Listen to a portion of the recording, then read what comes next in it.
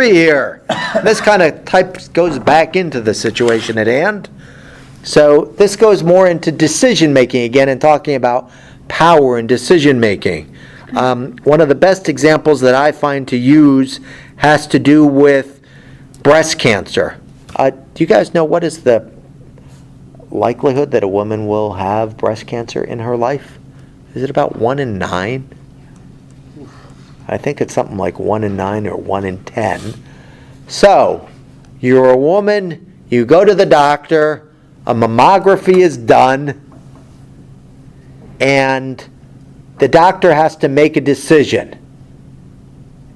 Now, there's either cancer there, so what I put here is reality. Either you have cancer or you don't. That's physically going on in the body, right? It's either a yes, no situation.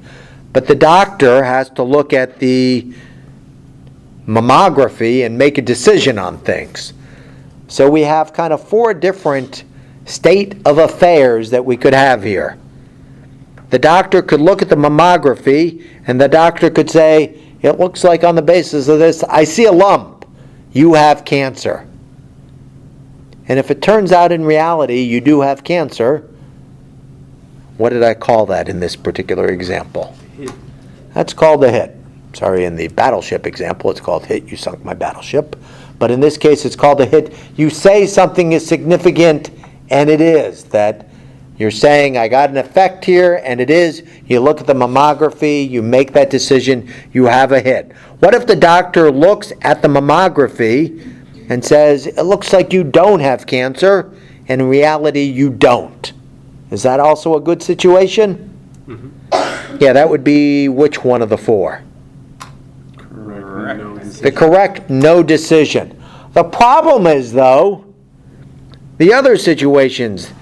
In reality, you have no cancer. The doctor looks at the mammography and says, it looks like you have cancer. That is an error, isn't it?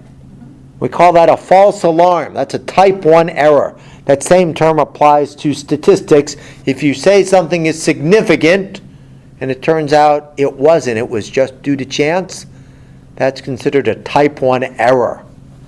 That's why in statistics we don't like to do one-tail tests. We don't like to have false alarms where you say, yes, this worked, but it really didn't. So in this situation, we don't want to have false alarms.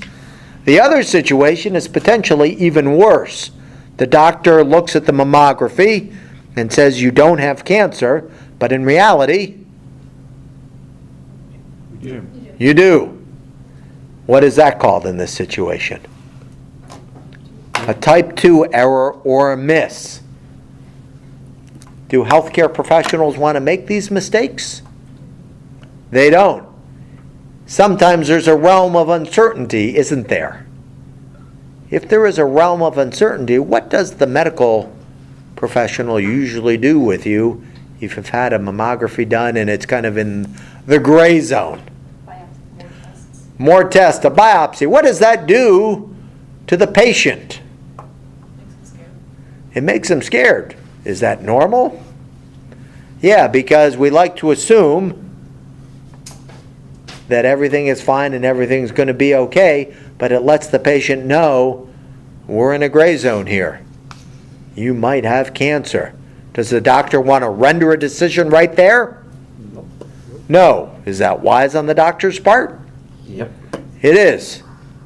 But is it scary for the patient? It is. Biopsies. Are biopsies more sensitive? Will they pick up if there's really cancer there?